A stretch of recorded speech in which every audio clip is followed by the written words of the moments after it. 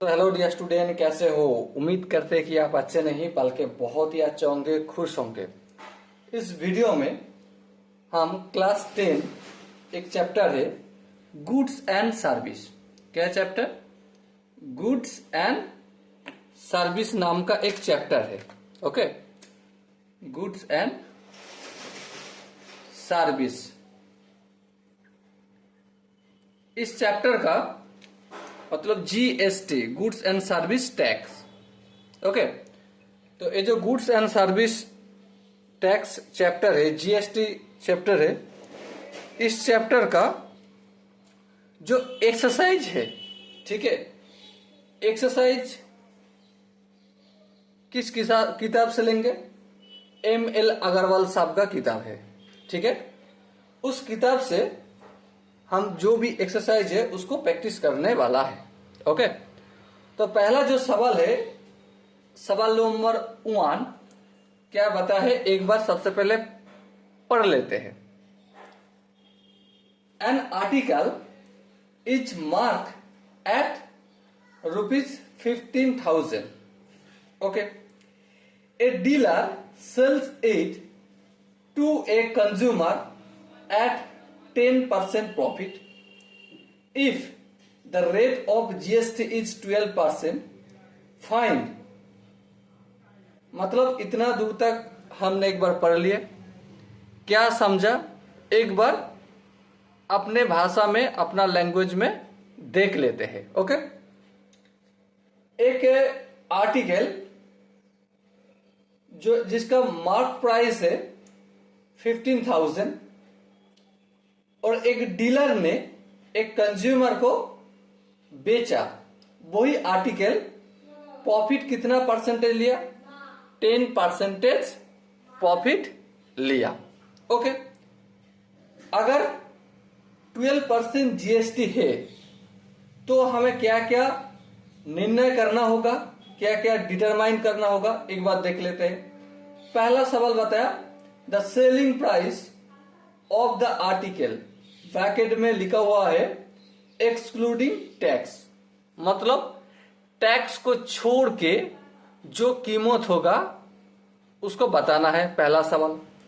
दूसरा सवाल है the amount of tax under GST paid by the consumer, कितने रुपए का टैक्स वो कंज्यूमर पेड करेगा उसको भी बताना है। और तीसरा सवाल है the total amount paid by the consumer, मतलब वो डीलर से अगर वो आर्टिकल खरीदेगा तो कितना रुपया टोटल कंज्यूमर को देना होगा, वो भी बताना है। ओके, लेकिन इस सवाल को हम कैसे सॉल्व करें, क्या बताए? How to approach, how to approach, मतलब सवाल को हम कैसे अप्रोच करें, इस चीज को हमें देखना है। देखो, एग्जाम में कैसे लिखना है वो तो मैं आपको बता ही दूंगा, उसके लिए तुम टेंशन मत लो, लेकिन सवाल को कैसे सॉल्व करना है वो एक बार देख लो। जैसे कि इसको हमने किताब में नहीं लिखना है, अपना कॉपी पे ना इसको नहीं लिखना है, इसको सिर्फ समझने के लिए जो लिखना है वो मैं बाद में लिखा दूंगा। ओके, जैसे कि आर्टिकल का प्राइस कितना है? प्राइस है 15,000 रुपीज, ठीक है, कोई दिक्कत नहीं। प्रॉफिट कितना रखेगा वो डीलर? प्रॉफिट रखेगा 10%, ठीक है, कोई दिक्कत नहीं। जीएसटी कितना है? जीएसटी है 12%, इसमें भी कोई दिक्कत नहीं है। पहला सवाल जो बताया, the selling price excluding tax of the article, मतलब सेलिंग प्राइस क्या होगा? सोचो, 15,000 रुपया बनाने के लिए खर्चा हुआ, हाँ, तो 15,000 रुपया तो लेगा ही लेगा, हाँ बिल्कुल लेगा। मान लो इस पेन को बनाने के लिए, इसको संरक्षण करने के लिए खर्चा हुआ 15,000 रुपया। आर्टिकल बताया मैंने, सिर्फ इसके जगह कॉलम बताया, ठीक है। तो इस कलम को बनाने के लिए खर्चा हुआ 15,000 रुपया। हाँ ठीक, 15,000 रुपया खर्चा हुआ। अगर आप किसी कस्टमर को बेचोगे तो कितना रुपया आप प्रॉफिट करोगे? देखो यहां पे बता दिया 10%। तो उनके पास से 15,000 रुपया तो तुम लोगे ही लोगे। हाँ बिल्कुल लोगे। उसके साथ साथ आप प्रॉफिट भी लोगे। हाँ, प्रॉफिट कितना रुपया?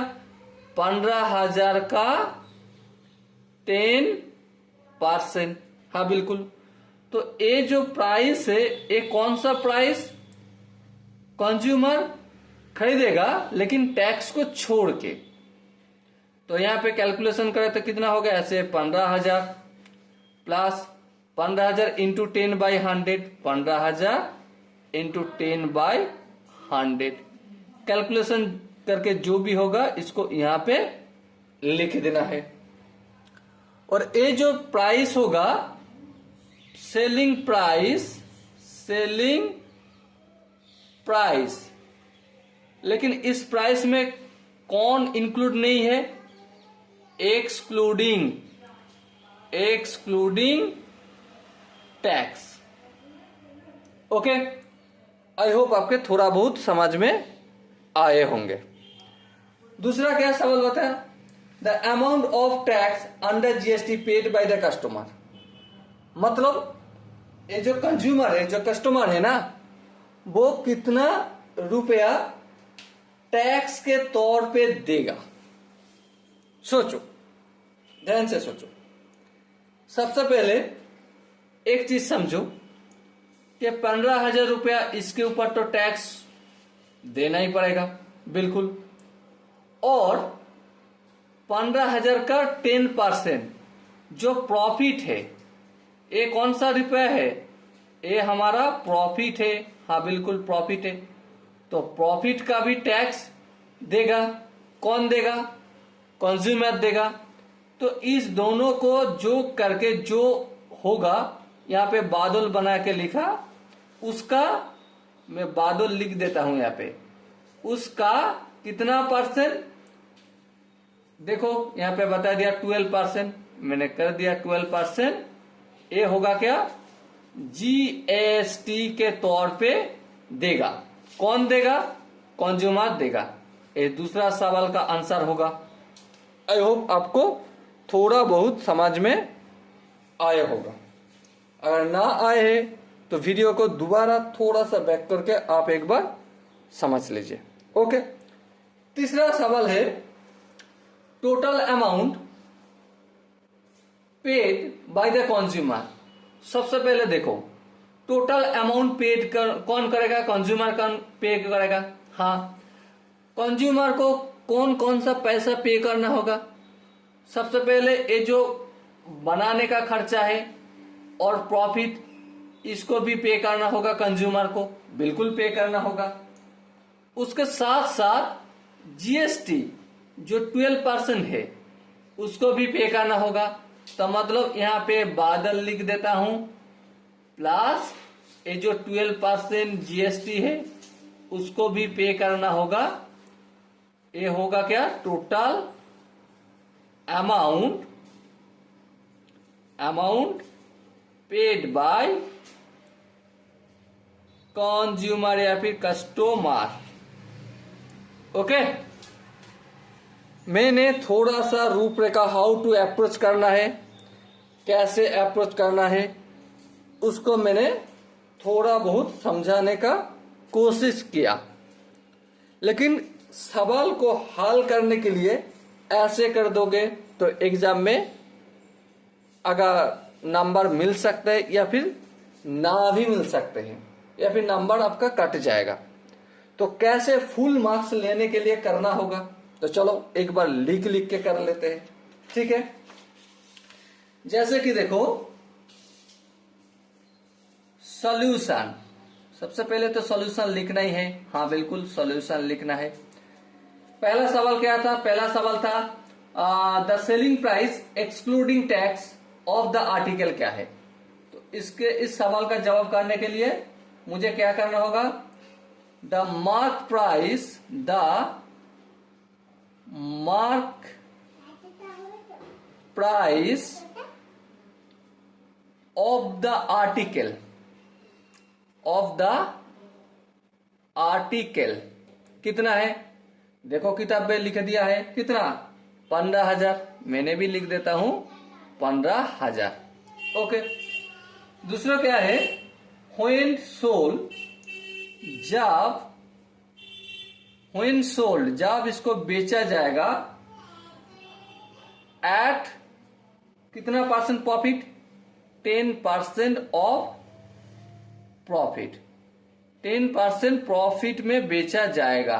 10% प्रॉफिट लिख ली, सही रहेगा। ओके, तो प्रॉफिट कितना है, अतः प्रॉफिट है PROFIT, profit equal to mark price कितना है 15,000।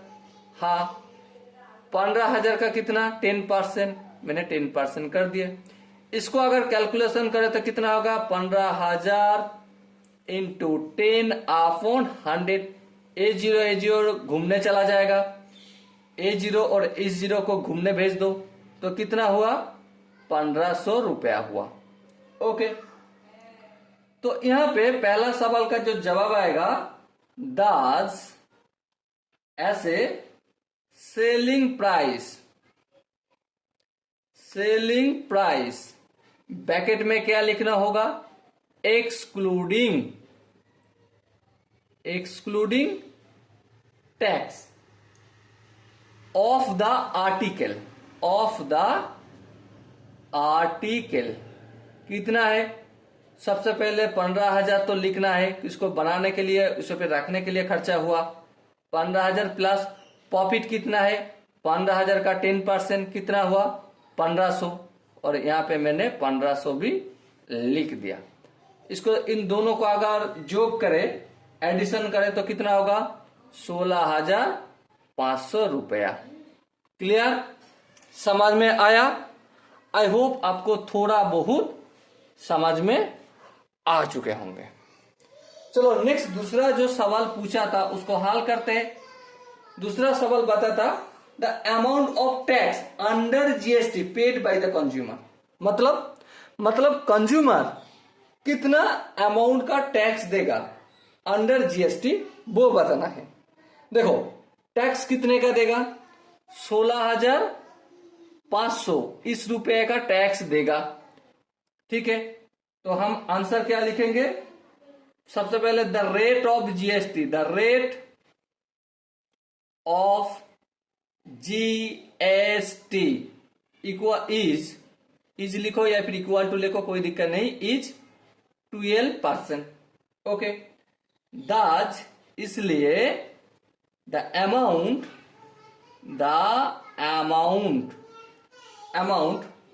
Of GST paid by the consumer या फिर the customer, paid by the consumer is कितना होगा 16,500 इंटू कितना परसेंट GST 12%, इसका 12%, तो 12% लिख दिया। इसे हम क्या करेंगे, कैलकुलेशन करेंगे, 16,500 इंटू 12 अपॉन 100। हाँ ठीक है, कोई दिक्कत नहीं। A0 और इस 0 को हम काट देते हैं, घूमने के लिए भेज देते हैं। हाँ ठीक है, भेज दिया। 12 से 0 को मल्टीपल करें तो 0 होगा, 5 12 7, इसका भी 5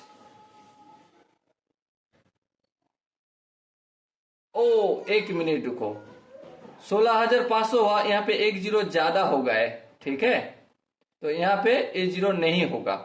ठीक है, तो 5 12 60, 12 16 6 12 72 और 6 ऐड करें तो कितना होगा 78। हाथ में कितना रहेगा 7, 12 1 कम 12 और 7 कितना होगा 19। तो इतना रुपया उनको टैक्स भरना होगा। ठीक है, समझ में आ गए? तो 16,500 का जो 12% GST है, A0 नहीं है, ठीक है, गलती से मैंने दे दिया था, तो 16,500 का 12% कितना हुआ? 1,980, मतलब 1,980 रुपीज टैक्स के रूप में भरना होगा। ठीक है। तीसरा जो सवाल यहां पे बताए गए वो क्या बताए गए? The total amount paid by the consumer, the total amount paid by the consumer is कितना? सबसे पहले 16,500 रुपया तो देना ही है। हाँ बिल्कुल, 16,500 रुपया कहां से है? सबसे पहले 15,000 रुपया तो बनाने के लिए, रखने के लिए मार्क प्राइस है, उसको वो तो कस्टमर से लेना ही है। दूसरी बात, प्रॉफिट भी कस्टमर से लेना है। हाँ, तो दोनों मिलकर 16,500 रुपया है। हाँ बिल्कुल। उसके साथ साथ टैक्स जो है वो तो कस्टमर से वसूलूंगी। हाँ, तो इसको भी हम ऐड कर देते। तो इस दोनों का हम ऐड करें तो कितना होगा? 18,480 रुपये। अब एक बार इस एडिशन को खुद से कर लेना। ओके, आई होप आपको थोड़ा बहुत समझ में आया होगा। अगर किसी पॉइंट पे अगर आपको दिक्कत लगे कि ना भैया इस जगह पे तो आपको और थोड़ा सा ज्यादा एक्सप्लेन करना होगा, तो आप कमेंट में बता दीजिए।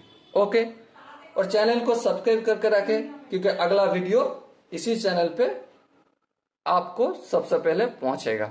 ओके, तो मिलते हैं अगला वीडियो में। तब तक के लिए विदा लेते हैं। भारत माता को जय बोल के best of luck. Thank you.